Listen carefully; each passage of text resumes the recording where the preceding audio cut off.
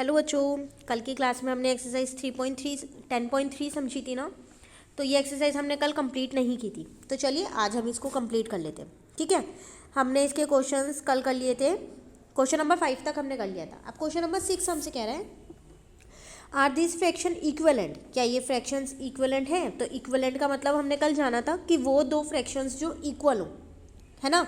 अब देखो जैसे कि यहाँ पर लिखा हुआ है कि 4/7 एंड 28/49। देख के तो ऐसा लग रहा होगा कि शायद से ये इक्विवेलेंट नहीं है, क्योंकि ये दोनों एक जैसे नहीं दिख रहे। लेकिन हम कभी भी फ्रैक्शन को देख के नहीं बता सकते कि वो इक्विवेलेंट है या नहीं, जब तक हम उसको सॉल्व ना कर लें। बिना सॉल्व करे हम कभी भी नहीं बता सकते। ठीक है, अब आपको करना क्या है पता है? आपको इसको क्रॉस मल्टीप्लाई करना है बस। जैसे कि आपके पास लिखा है 4/7 और 28/49। आप कुछ नहीं करो, 7 से 28 को मल्टीप्लाई करके यहाँ लिख दो 196, और 49 को 4 से मल्टीप्लाई करोगे तो यहाँ आएगा 196। देखो दोनों सेम सेम आ रहे हैं, मल्टीप्लाई करके आ रहे हैं ना, तो इसका मतलब ये फ्रैक्शन इक्वलेंट है। तो yes, these are equivalent fraction. पर बाई चांस अगर यहाँ पर दोनों सेम नहीं आते तो आप क्या लिखते? तो आप लिखते no these fractions are not equivalent. ठीक है, चलिए आगे देखते हैं। अब यहाँ पर हमसे कह रहा है question number 7, change each of the following fraction equivalent fraction with numerator 36। कह रहा है जितने भी फ्रैक्शंस आपको दे रखे हैं ना, आप क्या करो, उसका न्यूमरेटर को 36 बना दो। तो ऐसा क्वेश्चन हमने कल भी किया था ना। चलिए बनाते हैं फिर हम। जैसे कि फर्स्ट हमें दे रखा है 6/7। अब न्यूमरेटर कौन सा है, 6 या 7? 6 है, तो इसको 36 बनाना है ना, तो इसको 6 से इंटू करना पड़ेगा, तभी तो ये 36 बनेगा। लेकिन मैंने आपको कल भी बताया था, अगर आप न्यूमरेटर में कुछ चीज़ मल्टीप्लाई करते हो तो डिनोमिनेटर में भी करोगे ही करोगे, और अगर आप डिनोमिनेटर में कुछ चीज़ मल्टीप्लाई करते हो तो न्यूमरेटर में करोगे ही करोगे, दोनों में करेंगे। ठीक है ना, तो ये बन गया 36 न्यूमरेटर, और नीचे आ गया मेरा 42। ठीक है, एक और पार्ट देखते हैं। चलो इसका कह रहा है 2/9। तो 2 की टेबल में 36 आता है, बिल्कुल आता होगा, हमने डिविजिबिलिटी रूल्स कर रखे हैं। 36, इसके लास्ट में 6 है, तो ये तो कंफर्म है 2 की टेबल में आता है। हाँ, लेकिन कब आता है शायद वो ना पता हो, तो हम डिवाइड करके देख लेंगे कि कब आता है ना।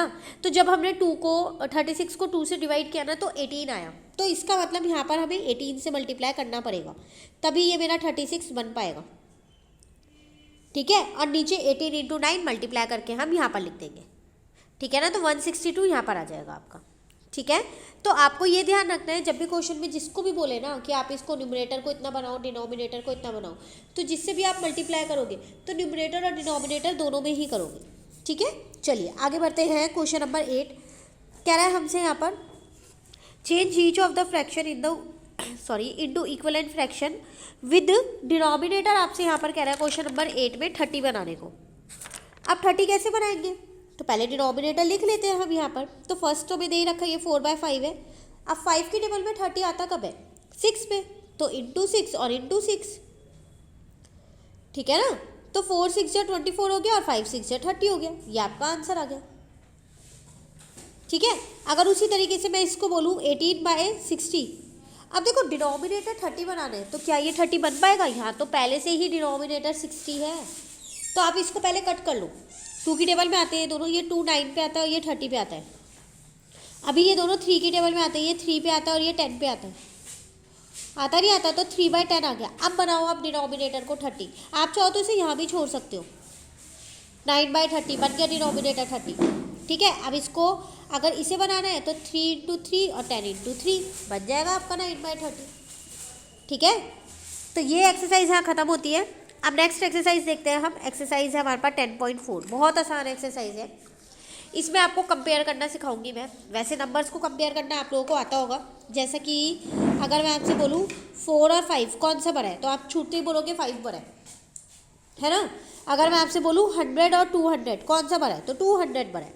तो नंबर्स को कंपेयर आप बहुत आसानी से कर पाते हो, लेकिन यहाँ पर आपको फ्रैक्शंस को कंपेयर करना है। तो देखो जब भी आपको फ्रैक्शंस को कंपेयर करना होना, तो कुछ नहीं करना।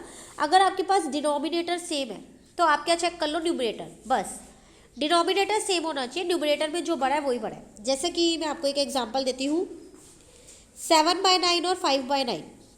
देखो दोनों का डिनोमिनेटर सेम है, 9 और 9। सिर्फ आप न्यूमरेटर चेक करो, 7 और 5 कौन सा बड़ा है, 7 वाला। ठीक है, तो ऐसे यही सेम क्वेश्चन नंबर 1 है आप पे, जैसे सबके डिनोमिनेटर सेम है इसमें, दोनों फ्रैक्शंस के आपस में डिनोमिनेटर सेम है, तो सिर्फ हम न्यूमरेटर चेक करेंगे। 2/7 1/7, तो 2/7 बना है। 7/9 5/9, 7/9 बना है। 6/11 2/11, 6 बना है। 10/19 11/19, 11 बना है। तो ऐसे कर करके आप ये सारे पार्ट्स कर सकते हो। ठीक है, चलिए क्वेश्चन नंबर 2 देखते हैं। क्वेश्चन नंबर 2 में आपसे कह रहा है कि असेंडिंग ऑर्डर में लगाओ। तो असेंडिंग ऑर्डर का मतलब क्या होता है? छोटे से बड़ा। तो अब छोटे से बड़े में कैसे लगाएंगे? तो देखो, जब आपके पास डिनोमिनेटर सेम हो ना, तो बस आप ऊपर का न्यूमरेटर चेक करो और छोटे से बड़े में लगा दो। जैसा कि अगर मैं आपको बोलूँ, फर्स्ट पार्ट में आपको कह रहा है 2/11 3/11 6/11 4/11 एंड 9/11। सबसे छोटा यहाँ पर 2 है, तो ये सबसे पहले आएगा। उसके बाद 3 है, फिर ये आएगा। उसके बाद 4 आएगा, फिर 6 आएगा, फिर 9 आएगा। डिनोमिनेटर देखने की ज़रूरत ही नहीं है, बस न्यूमरेटर देखो और अरेंज कर दो। ठीक है, जैसा कि ये वाला है। अगर हम बी पार्ट देखें तो सबसे छोटा 7 है, 7/16 आएगा, फिर 9/16 आएगा, फिर 11/16, फिर 13/16, फिर 15/16। हो गए अरेंज। ठीक है ना। उसके बाद क्वेश्चन नंबर 4 में, सॉरी थर्ड में कह रहा है डिसेंडिंग ऑर्डर। सेम क्वेश्चन है, बस वो असेंडिंग था, ये डिसेंडिंग है। वहाँ छोटे से बड़ा था, यहाँ बड़े से छोटा है। डिनोमिनेटर सबके सेम है, तो कैसे अरेंज करोगे? सबसे बड़ा नंबर इसमें अगर मैं फर्स्ट पार्ट में पूछूं तो आप कहने वाले हो मेरे से कि 9/10 है, बिल्कुल। उसके बाद 7/10 है, सॉरी उसके बाद 8/10 है। तो पहले ये आएगा, फिर ये आएगा, फिर 7/10 है, फिर कौन सा है 3/10, उसके बाद कौन सा है 1/10। ठीक है, एक और पार्ट देखें, डी पार्ट। तो ऊपर का न्यूमरेटर चेक करते हैं, 40 43 34 29 52। हाँ, तो कौन सा बड़ा है 52। उसके बाद है 43, फिर है 40, फिर है 34, फिर है 29। तो आप इसको लिख दोगे। ठीक है ना। तो ये थी आपके पास एक्सरसाइज 10.4। चलिए अब मैं आपको कॉपी वर्क दिखा दूँ जो मैंने आपको करके दिया है। ये आपके पास मैं यहाँ एक्सरसाइज मेंशन कर देती हूँ।